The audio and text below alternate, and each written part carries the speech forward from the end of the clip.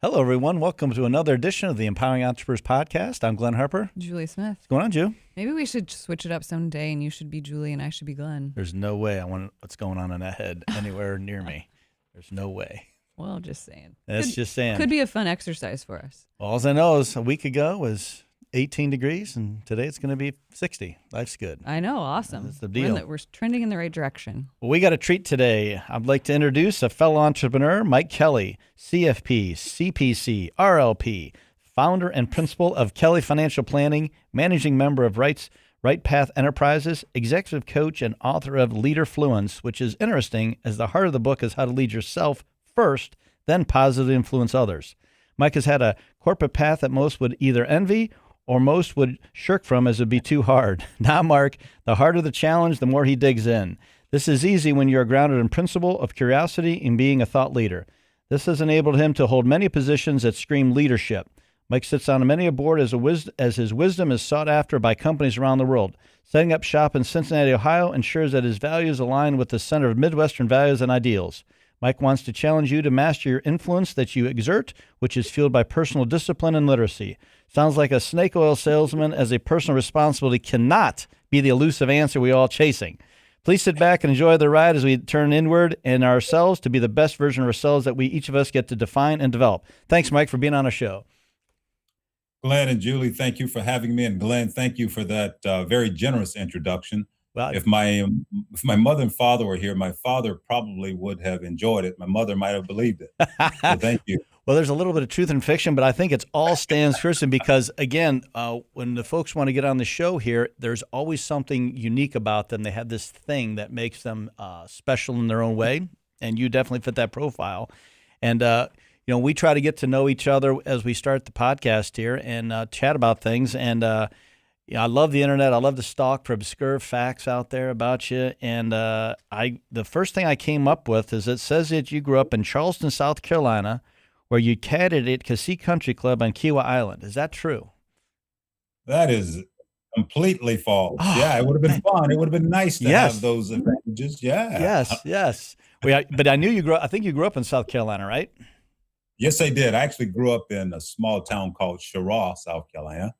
Cheraw, and it's considered the home. It is the home of Dizzy Gillespie. That's what it's known for. But it's Okay. not too far from Myrtle Beach, that area. But my wife actually grew up down near Charleston, so there is a little bit of truth. Part of me is from that area. Gotcha. Well, talk to me a little bit about growing up. Was your mom and dad, were they entrepreneurs? They worked for somebody? How'd that go through? Yes, so I grew up the oldest of four kids. There were actually six of us in a four-room house, so that was part of my journey. The first in my family to get a driver's license, the first to go to college. But I had a wonderful childhood, great childhood. My dad was a janitor for really about 40 years at a German manufacturing plant. My mom, she actually stayed home with us.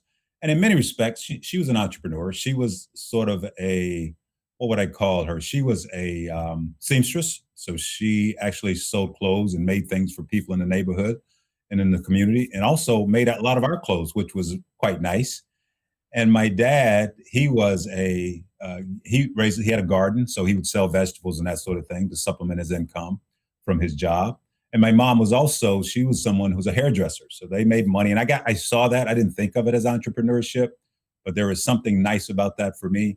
I really didn't take on any jobs where I really didn't do anything entrepreneurial other than support them as best I could. But also I worked every time I got an opportunity. And I think the more I worked, the more I realized that there were a number of ways to earn. But more importantly, once you earn, there were great opportunities to give and make a difference in the lives of other people, which inspires me even to this day. And I saw that even in my parents. Isn't that funny? Your parents got to do what they got to do, right? And they are always got to hustle to make the ends meet. So as a kid, you don't know what's really going on. As long as you got food and clothes, what more do you really need, right? And some shelter. But you don't realize until today what that took back then with those resources, what it took to raise a family. I don't know how you could do that today, right? It seems impossible with those two salaries, with that salary. Yes, that is so true. So true. And again, I'll share one other thing along that line. So I was the first to get a driver's license. My dad bought an old station wagon. I drove the family around. But when it comes to being able to give back, which I mentioned briefly, I just donated a car to an organization called Changing Gears. They help people to get transportation to work themselves out of poverty, which for me is full circle. I actually serve on that board as well. So, I mean, I just think this whole entrepreneurship is a wonderful thing, but it can also allow you to serve other people in ways that you never would imagine. It's a wonderful tool, is it not? Well, I want to go back to all these siblings that you had. So, talk to me about growing up, having all those siblings in a 4-room house. How did that shape you? And then how did your siblings, where did they land too? Well, you learn to be patient, right? You learn to be patient. You learn to brush things off. You learn to support each other. You grow together, and you also, I mean, you learn how to. When I think back to that time, you learn how to make do with very little, and in some ways, it actually turns into a lot. For all of us, we had great values because our parents they modeled that. They were people who of faith, who attended church, which was a good thing back then. And they made sure that we attended church, was a good thing, which was a good thing back then. Academically, they forced us, encouraged us, inspired us to make sure that we were taking advantage of opportunities to learn.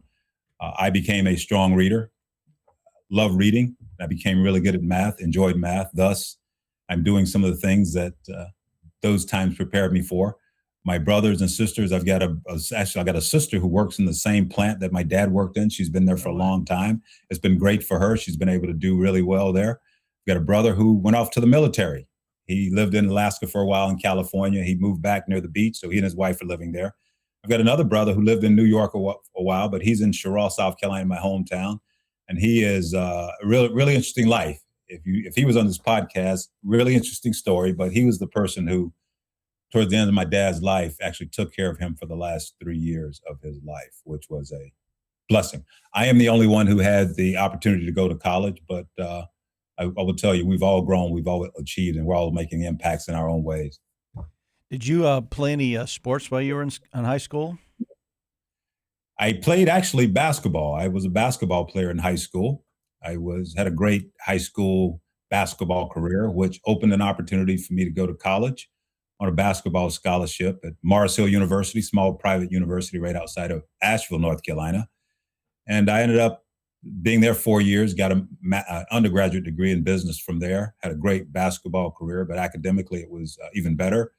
And I actually went on later and got a master's in business from another university. But I am on the board of Morris Hill University, my alma mater, past chair and trustee emeritus, and I get to serve people the way that others served me when I was there. And I love that. Basketball opened a door that changed my life. Well, that was a question because when I dug a little bit in the Morris Hill University, right between the Pisgah National Forest and the Cherokee National Forest in Asheville, it was founded as the French Broad Baptist Institute in 1856, and right before the Civil War started. And apparently, and again, this is why when I was reading all your stuff that you do and how you do it, in 1897, that Dr. Robert Moore, I guess, is just like a legend down there, who is his personal faith and integrity. It was the reason what changed that university to people wanted to come and emulate his style. So you as a leader and thought person, I thought, okay, well, that'd be a reason to choose that school. I had no idea it was just basketball. Yeah. I had no idea when I was there either. Okay. But I will tell you this, Glenn and Julie, the people who led us, administrators, staff, faculty, they modeled those principles from Dr. Moore and many others. And I look back on that now, and even being a part of the university now, and I see that some of those types of values and characteristics are still embedded in who we are today as a university and in our leaders. So it's a lot of the individuals like Dr. Moore, many others could have worked anywhere, but they chose that place, and I can understand why now.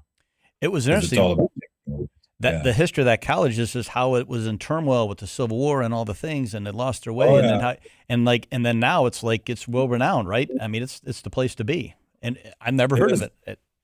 Yeah, it's a wonderful university. It's got a history.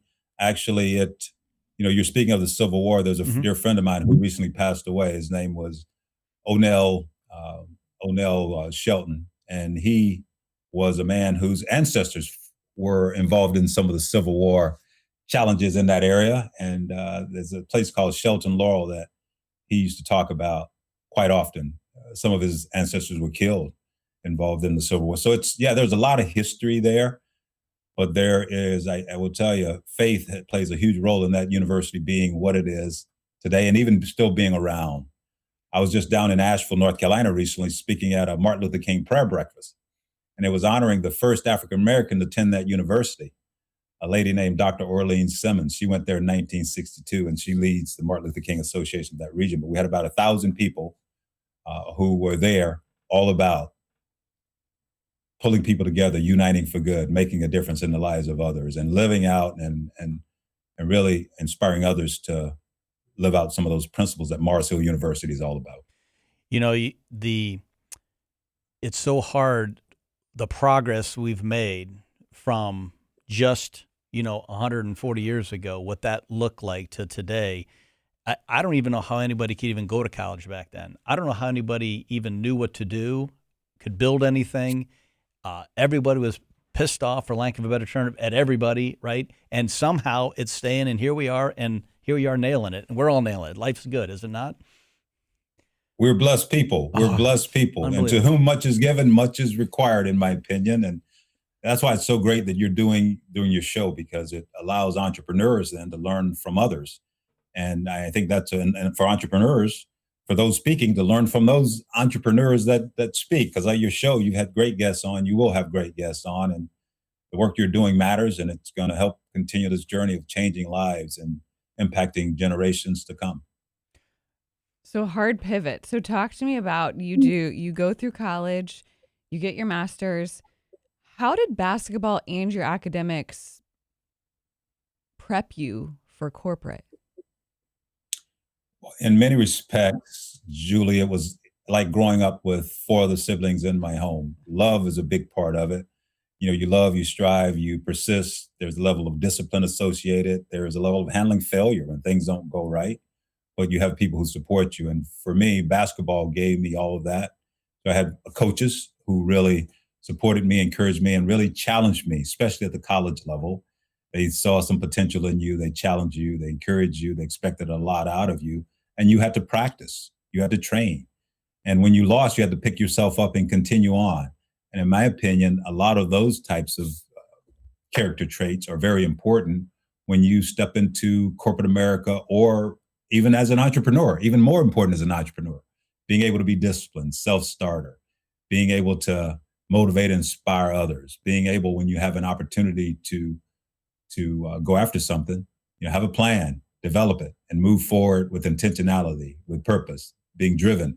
All of those things basketball taught me. And it also taught me how to lose. There's sometimes you lose the deal. There's sometimes you don't get the promotion that you wanted, but that's not the end. You know that there's more if you continue to stay focused on your goal and live on purpose and be mission oriented. Things do happen. And that's what basketball athletics really taught me. And it also taught me how to work together with others, a team. No one does anything alone. And I learned that being able to build relationships with other people, being more interested in them than being interesting, being able to get people inspired and focus on a cause much bigger than themselves. Well, basketball allowed me to do that. And when you win together, you celebrate together. You lose, you all accept that and you move on. What can we do better next time? So I can go on and on and on. Actually, in my book, I get into some of that, and I'm actually writing another book, but this one will be focused more on life and money, but all the principles that applied there apply now. And I'll tell you, the Olympics right now, watching the Olympics sort of brings some of that back to me. Oh, yeah. Different sports, but very, very similar types of situations. Well, it's interesting. And again, I never did the corporate America thing, so I'm a fish out of water on that. She loved it. You loved it. It just seems like terrifying because it is a dog eat dog, backstabbing. We're winning no matter what, or to whatever it takes. Where if you're playing a basketball team, once you get to trust your teammates, you don't have to look over your back at your shoulder anymore. You're going after the common enemy, which is the other team. You can fight and you can do what you need to do. But having people that have your back to go into corporate America, well, you don't know who's after you. That has to be very hard, I would think. But I don't know. I've never had to do that. Well, it can be hard. And even on a basketball team, if you're a really good player, you got to look over your shoulder because there are people coming after your position, or if you're playing soccer or any other sport. So you got to be at your best. But there's a quote that I've shared with a number of people, and it's one of my favorites. And whenever I led a team, I shared this quote. We've got to work harder on ourselves than we do our jobs. If we work hard on ourselves, on our jobs, we'll earn a living. If we work hard on ourselves, we'll earn a fortune. And that could be joy, it could be peace of mind, not just money. And that's a Jim Rohn quote. And I find that that's certainly true in corporate America. When you look in the mirror and you work really hard on being the best leader that you can possibly be, what others say, think, or do is less important to you because you're focused on what matters most to you. And oftentimes, when you do that and you do it well, you're going to have a positive impact on those around you and the organization at the end of the day. And when I learned to take my eyes off other people and look in the mirror and become a better version of Mike, I became better. So that whole lead yourself first, in my opinion, is very, very powerful, and it can be transformational. Because when you're focusing on other people, you're distracted. Mhm. And as you think about it, in our world today, there's so many things to distract us. It's very difficult to maintain our focus on anything. And I see that even as a financial advisor when I'm working with clients or prospective clients. A lot of the issues that they experience is because they are not focused. They are not intentional. So that is what I say to that, but absolutely it can be challenging because there are people who everyone wants to get to the top, but very Yeah. few of us, and I'm sure Julie can identify with this, have defined what the top even means or meant. Well, I think as you go through your life too, it depends on your age, your experience level, what you're after, and all of that can kind of shape how you define that for sure. It can, but you know it can. And one of the things I've learned is defining success is probably one of the big parts of this biggest pieces of this whole puzzle because most of us define success based on, I guess, the 5 P's is what I like to call them: pleasure, prosperity, power, prestige, position. And I've learned that regardless of your age, Julie, we tend to get caught up in that. Is that truly success? Well, I will tell you, you're looking at a guy who almost burned out when he was 32, 33 years old, chasing those things, and he had to find success. And it caused me to really get on my knees and get to the point where I had to figure out what this whole journey meant for me, and it changed my life. But great point. But I think defining success for ourselves without having it defined for us can be a really nice thing. So here's a question. So at 32, you're obviously in corporate America. You at your 2 stints, the most recent stints, you were at both places pretty long time, 10 years or so each. Yeah. Did you leave the one at 32 and do the another one? Is that what was the impetus of that change? Well, the impetus of the change, I'll give you a quick story on that. I worked for Michelin, French-owned tire company, had a great career, got experience in HR operations, did some sales work, some finance work, did a little project management work in Europe, actually got stuck in Europe during 9/11. Great company. I am a huge proponent of Michelin and Michelin tires. Loved working for them. I actually got transferred to Cincinnati. And that was after me hitting the wall, almost, again, working 16, 15 hours a day, thinking about work when I wasn't at work, gained 30 pounds, wasn't a very good husband, wasn't sleeping well, having headaches. And I thought my head was going to explode one day. And I went to the doctor and I was like, hey, I can't take this anymore. I've been having headaches. So he checked me out, gave me something for the headaches and to help me sleep. Unfortunately, it didn't work. So I kept running back, kept running back. And then finally he said, we need to scan your brain to make sure your head to make sure you don't have a tumor or anything going on. So he did. And there was nothing there medically. And he looked at me and said, you're under severe stress, headed towards a pretty serious bout of depression. You need to change your life. And that sent me on the journey. So as I got on that journey, I was probably 32, 30, 33, somewhere in there. But that led me to step back and think about the whole success thing. And then also what matters to me. So I actually end up coming up with a mission statement, which is to use my God-given leadership, analytical, financial skills to help my family and others go to become all they're designed to be. So I got transferred to Cincinnati for a year, supposed to be a year or two. My wife and I are going to be here, and then we'd go to the Carolinas or somewhere else, back to the Carolinas. Well, getting here to Ohio, I started to develop relationships, liked it, and I said to Michelin, take me off the fast track. And what that led to was me starting to think about what I really want in my life. And an opportunity at Macy's came up where I had an opportunity to come in and create a department that didn't exist. And because of all of my experience at Michelin, I was prepared to do that. And it also, this opportunity aligned with my mission statement. So it was easy to say yes and no to those things. And that in particular, it was easy to say yes to the opportunity that Oh, was before me. I got it. So you leave this position that you're working like crazy, and you're going to go to another company and start a brand new thing. Didn't you have to put the same amount of time in? I did not, because I learned to schedule my priorities when I went through that whole process of almost working myself to death and then this renewal. I learned about scheduling my priorities rather than prioritizing my schedule. And I also became clear on the fact that you can get more money if you work hard enough, but you can't get more time. So time became a precious commodity for me. So I learned to use my time wisely. And the areas of, say, the 7Fs: faith, family, fitness, finances, fun, firm, friend. How was I doing in those areas? Where was I weak? Where was I strong? What needed to change? And how would I prioritize those 1 to 7? And once I did that and started populating my calendar with the things that mattered most to me and saying no to the things that didn't, it changed my life. I realized I was wasting time. I was at work all those hours, but I wasn't doing anything. It was all mental. It was all striving, but I wasn't getting I had success, but I wasn't getting the results that I started to get when I decided to leave Michelin, not because I hated the company. I love working for them, but Macy's offered a new, fresh opportunity to align with my mission. But I actually stepped into Macy's, built the department. We had over 100 people reporting to me from around the country, and I wasn't working very hard. Well, I you was were working a lot. you were working hard. It was quality, not quantity, I Smarter. suspect. It was smart. It was smarter. I was able to delegate to people, empower people, develop people, trust them. And that allowed me then to focus on more longer term thinking related things, more strategy, more innovation, and to build relationships with people that allowed us to get the work done that we did. I was much smarter. And that's why I say I wasn't working as hard. I wasn't carrying everything as I had done in the past. I trusted others.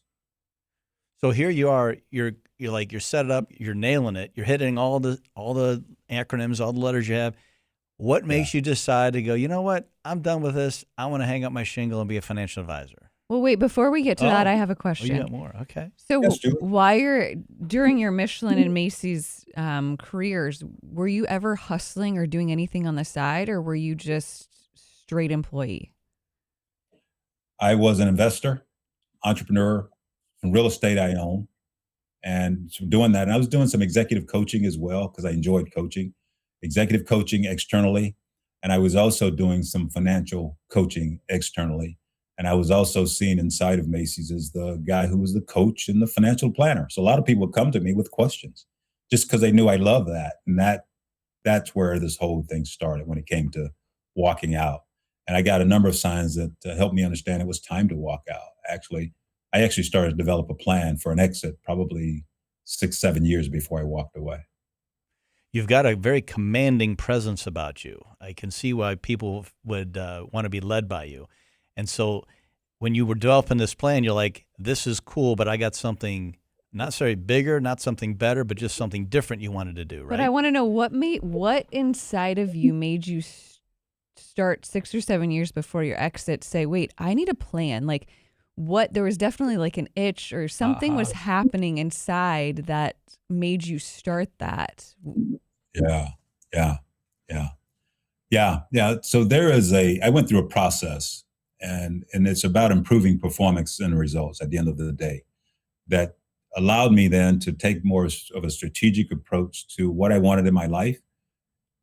There were questions I asked myself, like, okay, you're 100 years old, you're reflecting back on your life. What do you want to see? Get a clear picture of that and begin building that today. And the more I thought about those things, the more I got out of that whole short-term thinking into long-term thinking, it made my short-term decisions actually a lot more meaningful for me because it started to align with something much bigger than what I saw. So that started the journey. And then as I looked around me and as I engaged people, I realized that there was a much bigger need externally to do the things I was doing internally, sort of side hustle and informally. And I also had a desire to serve more in my community. I'm very involved in Rotary International. I just got elected to a director nominee role where I'll be joining the International Board of Directors. I'm on an opera board, changing gears board, a small bank board. But I saw opportunities when you get control of your time and you're clear on your passion, your mission, your purpose. There are so many things that you can do outside of the confines of a corporate job. And I wanted more of that. I wanted control of my time more than anything, so I could really use my gifts to serve people in a different way. And that's that, and create. I'm a creator. I'm an innovator. I love that. And leaving that allowed me to create without restraints. There were a number of restraints. I spent a lot of time in corporate America advocating for resources, opportunities for my team. I mean, doing things, and that wears you down. When you're the person making those decisions, it's a lot easier. And that's why I actually started to set that plan and learn at every opportunity that I had while I was working that plan internally, so that when I left, I was at a place where I could serve and give and create. So when do you get married, and do you have kids? Because I feel like we skipped over some big hurdles there, perhaps. Yes, I got married in, that's a very difficult question, Julie. So sorry. You got married. All you have to say is you got married. Birthdays, dates, that's terrible question, Julie. Terrible. I wasn't setting you up for failure at all. He's in trouble You could now. have just said, yes, I got married after college and had 3 kids. That's Guys all. are specific. We can't go general. Oh, yes, no. Julie, I got married in 1986. Met my wife, and I married her. We got married 6 months later. Melinda, we've been married ever since. And we've got 2 kids, one before I was married, a son in South Carolina, and then we got another son in Atlanta. Both adults, both living their lives. Are they entrepreneurs? Yeah. I have to ask. Neither is an entrepreneur, but I'm encouraging both to become entrepreneurs. Not yet, but hey, that was my curiosity. Really, you did great. Thank you. That's a good question. I mean, wow, you had to dig deep there to come up with that. I'm sorry about that. We're not supposed to put you on the spot. It's supposed to be fun and not stressful. Jeez. I felt like it was important. I mean, it is, but you got to give them a heads up. But my wife would have, had I not met, I'm glad you asked the question, Julie. Aren't you? And my wife, Melinda, would be glad too. Yes. Well, now he's not going to forget. He'll got to put it top of mind. So, the fun part about doing these chats and getting to know fellow entrepreneurs and just people all over the world is just how they got, where they came from, and what they had to go through to get there. And it's just that never give up, never stop, trying to always pivot and figure things out.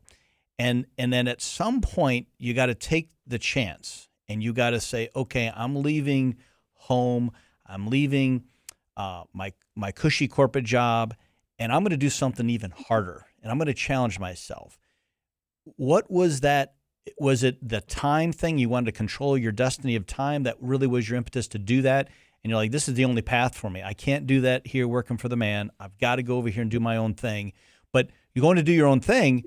You're starting from zero, right? You started up your financial service by just, you're like, did you do it from your garage? I'm making a joke in the garage, but did you start doing it before you jumped, or how did you do it?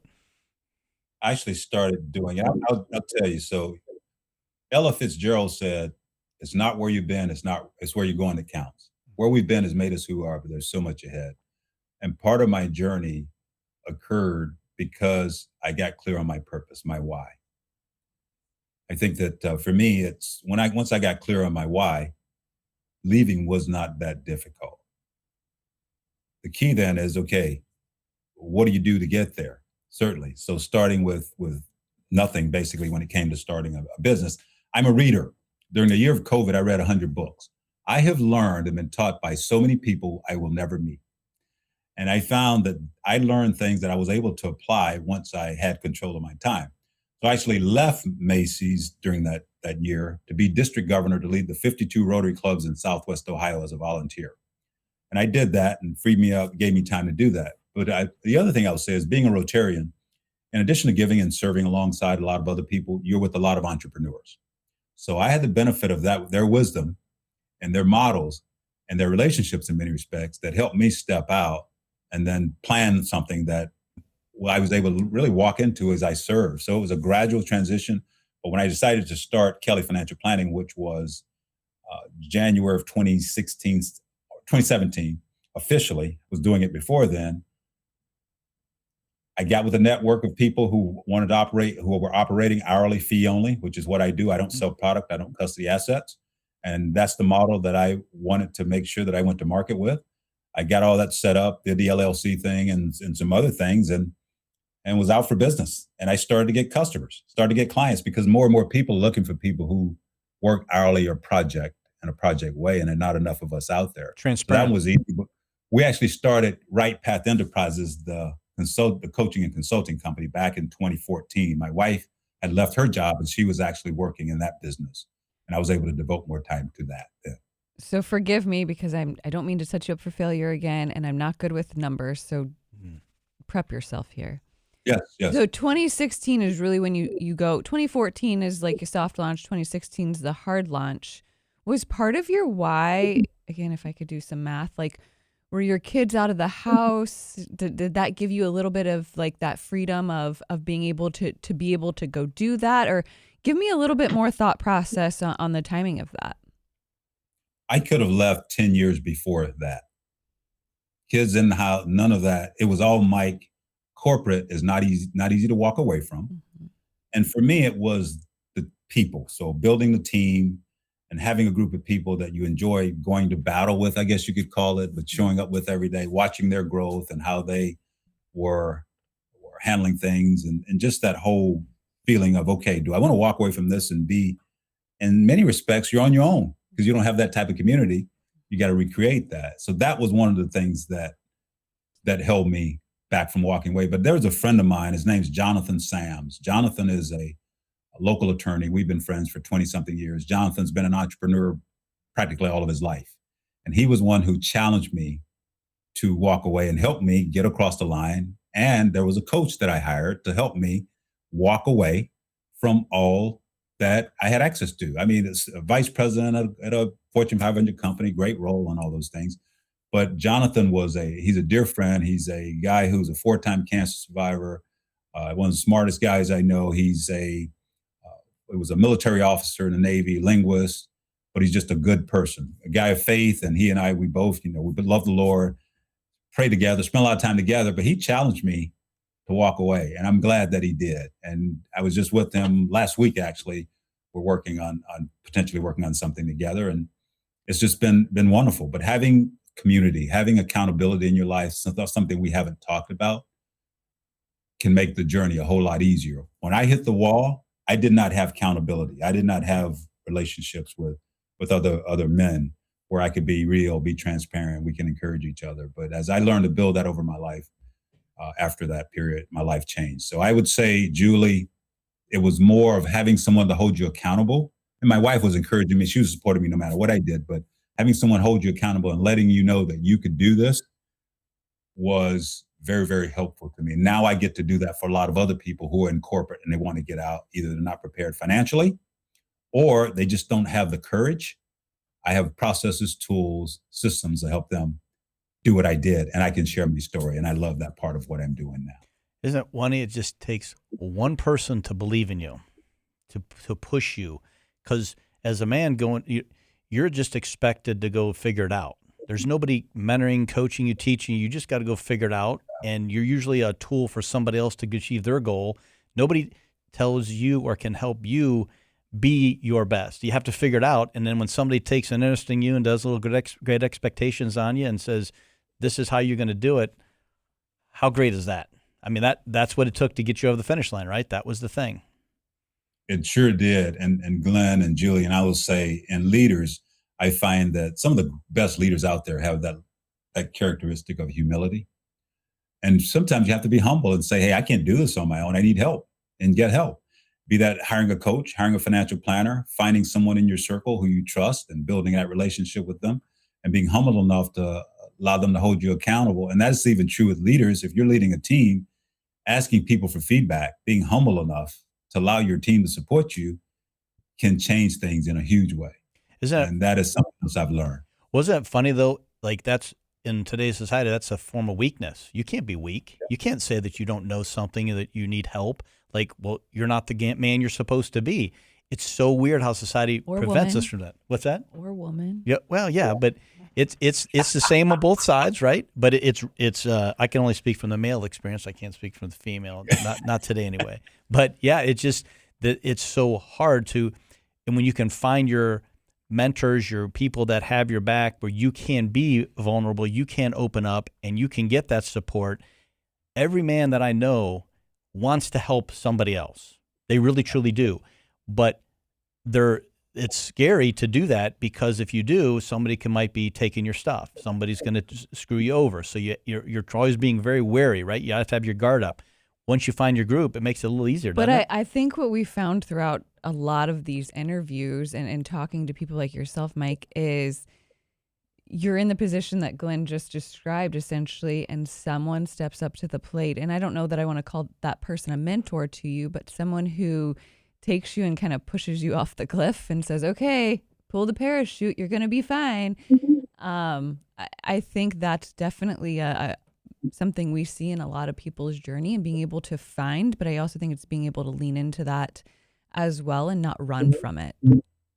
Yeah, not run from it. I like what you just said there. Not run from it. A lot of leaders I see that I get to coach one-on-one as an executive coach, high-level leaders, they're alone. They're afraid. Yep. No one's telling them what they need to hear. What the people around them are telling them is what they think they want to hear. And when they get the truth, things change. It is, my process allows me to help them get that truth. And once they get a feel for, okay, this is who people really say that I am, then you have what you need to start to change, right? And I just find that there are many of us we're tired. We're scared, but we've got to smile, we've got to show up, and we've got to act like we got it all together. And that's totally opposite of what people need. People need humans. They need people who are transparent, who are honest, who will ask for help and allow them to help them, but also be willing to help them, coming from a place of caring. Even if you've got to be firm around some things, if you got the relationship, it makes it so much easier. So I just feel like there's a need for us as human beings, women or men, to help each other. Collective care is a powerful thing. So, Mike, I hope we can edit that and take that, because that's exactly why we started this podcast. That's it. Really? You just put into all the words our mission, our vision, all of that is why we did this. So I don't know if we've ever had someone define it. No, so that's eloquently. fantastic. So thank you. Yeah. So question, like you said, as when somebody believes in you and helps you take the chance to go do it, as a man, and again, I can only speak to the men on this part, I can't speak to women, but if somebody believes in you, we have this pre-programmed duty that we are going to have to go over the top because somebody's relying on us or somebody trusted us. As we try to do it better, like we can't fail, we have to make it work.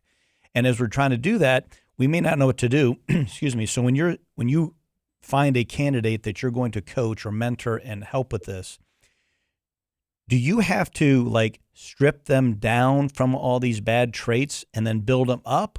Or do you take them where they're at and just take them from there? I mean, like, how far do you have to rip somebody down? When I say rip somebody down, you know what I mean? He does it very kindly. I know, but like, I'm just wondering, on average, where are they at? Are they at their wits' end? Are they like, oh, I got this going on? Or they're like just lost soul and you have to beat them down and then bring them up? I bet they're desperate, curious, and maybe a few other adjectives in there to describe where they're at when they get to you, Mike. But then what's he going to do? Is he going to beat them down more or bring them up? That's the question. Yeah. I like the question because, we all start somewhere. But again, I'll go back to Ella Fitzgerald her quote. It's not where you've been, it's where you're going that counts. We don't just forget where they've been or where they are. We certainly talk about it because it's made them who they are. But we figure out, okay, where do you want to go? That's where we need to get clear on. And to do that, what I often do is I will take them through a series of assessments. And this is the normal assessments that we hear about: DISC, 16 types, strength finders, Enneagram. And I have a portal that I use through an organization called Cloverleaf, which is kind of nice because I take them all there and you can see the results. It organizes all that. Then I will do my own little 360, an informal 360. I will ask them to give me a few names, the names of people that report to them, a few names, peers, and then direct reports. And normally that'll be a sponsor, unless they're an entrepreneur, and it'll be them. But I ask those people 3 questions. What are Glenn's strengths or his gifts, in your opinion? What are his weaknesses or his soft spots? And then I'll ask the question, what else would you want Glenn to know that you're afraid to tell him? So I get them comfortable with me. We have this conversation. I let them know that whatever they share is going to be confidential, and I'll summarize all that I've heard. So we'll get together, I'll get together with the candidate, and we will take a look at what the assessments, online assessment tool, what that told us. And then we will talk about how that actually is manifesting itself in these areas where you're showing up and how is it impacting people. And when you put those two together and people really hear how they're impacting people, I've had people sobbing. Like, I didn't know I was doing this and treating people this way. Why wouldn't anyone tell me? And on and on and on. And then I say to them, okay, again, that's where we are. And that's where we've been. Where do you want to go now? What would you like for this feedback to sound like? What would you like for it to be 6 months, a year, 2 years, 5 years from now? And then we set some pretty aggressive goals. We started to go after it. And I use tools like I have a process called improving performance and results if they're individual contributors. And I have another one, and it's getting results through others if they have people reporting to them, where they're reading some things, doing some exercises, doing some planning. And that spatial repetition and listening to some things as well, that spatial repetition and then my coaching helps them move from where they are to where they want to go. And we have check-ins every so often to make sure that that progress is occurring. Sometimes these assignments are certainly long-term, but we know when it's time normally for me to let them go and them to let me go. And that's often a beautiful thing. And what's even more exciting is to hear from them a few years down the road, or someone reaches out to me that I've never met because they heard from this person. And this individual wants to talk to me about my coaching services. It's been so wonderful to be on this journey that I'm on and then to be on it with people. And again, you start wherever you are. We're not gonna beat you up for what you've done. What you've done is gotten you where you are, but there's so much more ahead. So what role does your wife play in this? You said she was working in the business. Yeah, my wife likes curriculum. She likes design, strategic planning, and that sort of thing. And she's got a doctorate degree in education, master's in business, undergraduate degree in education. So she likes the educational, maybe the nonprofit and public sector side of things. So she's basically focused on designing, developing curriculum, and then facilitation. She enjoys that as well. But the whole strategic planning piece, she's really passionate about. So she enjoys that. And I enjoy the speaking and working one-on-one with top leaders, and also working with groups from a learning standpoint on financial planning and also life and leadership. So I'm going to guess that it sounds like all your priorities and what you like to do and don't like to do and all the things you're involved with, I'm going to guess you can't spend more than 10, 15% of your time a week on the financial planning side. The rest of it, your time is spent on these other endeavors where you're leading and coaching and helping people. Is that probably correct? I would say it's probably flipped. My financial planning practice is really, I'm getting a lot of people who want to talk to me about financial planning. So I would say it's probably more like 60% financial planning, 40% the other. Okay. I'm also seeing a nice integration that is occurring, because in every aspect of leadership, money often comes up. And you find that a lot of leaders, they don't feel that they have enough. I got to get more. And they're driving, they're working hard, and they've gotten more than they'll ever spend, some of them. Some don't have enough and they're killing themselves to get more, but for what? What if you had it? How would you be different? So bringing those two together in a different way is something that I'm focused even more on. And I will tell you, Julie and Glenn, it is so much fun. I love what I'm doing. I can tell. Much fun. Helping people find freedom, get clarity in their lives. It changes everything. So I would say financial planning is growing, and there is nothing that we can't talk about where money is not a part of it.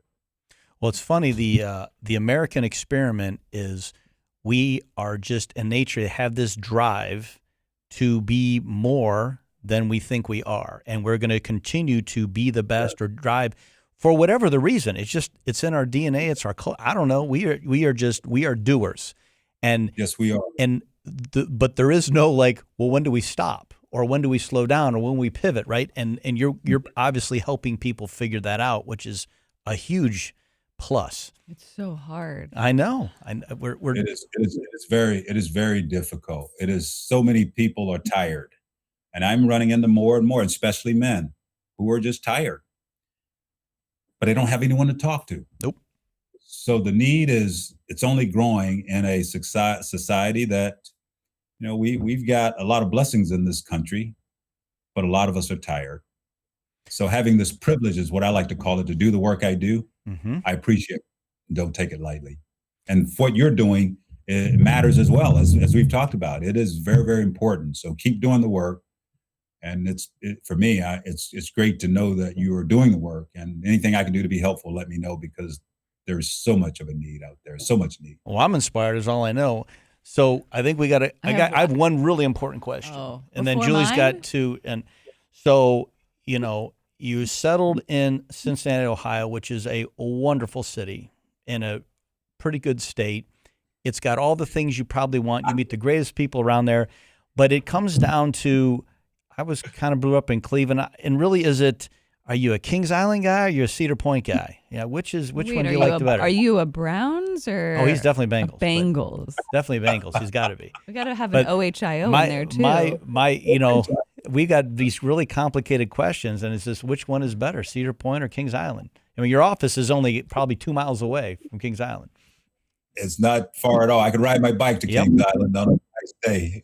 So it has to be Kings Island, Glenn. It has to be Kings Island. Man.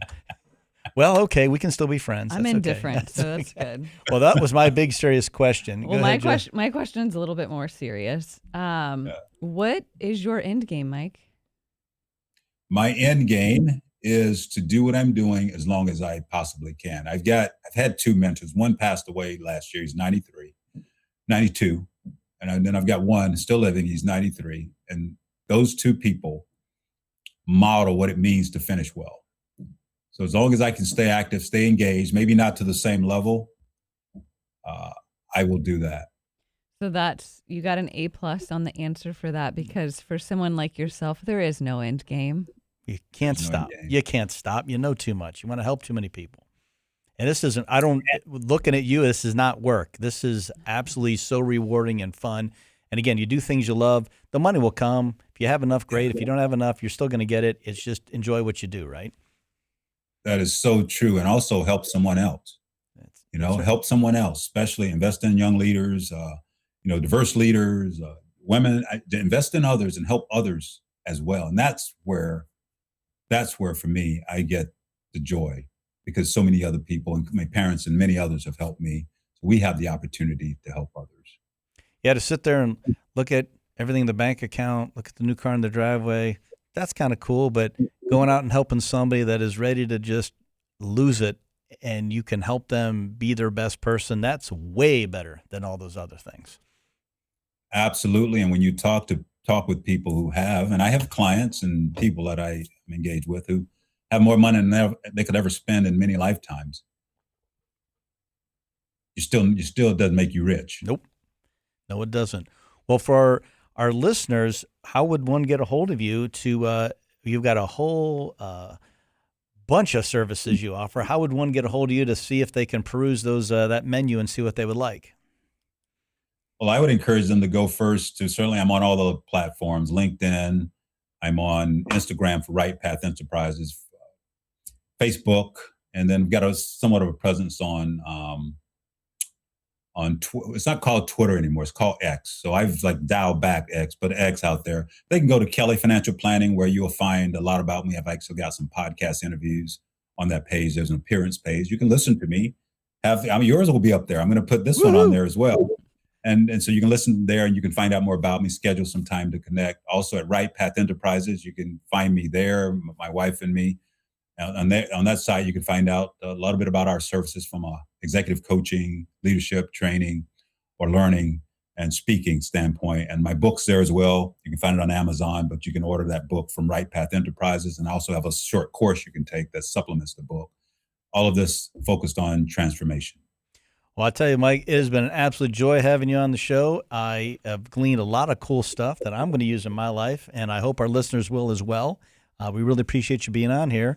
And this is the Empowering Entrepreneurs Podcast. I'm Glenn Harper. Julie Smith.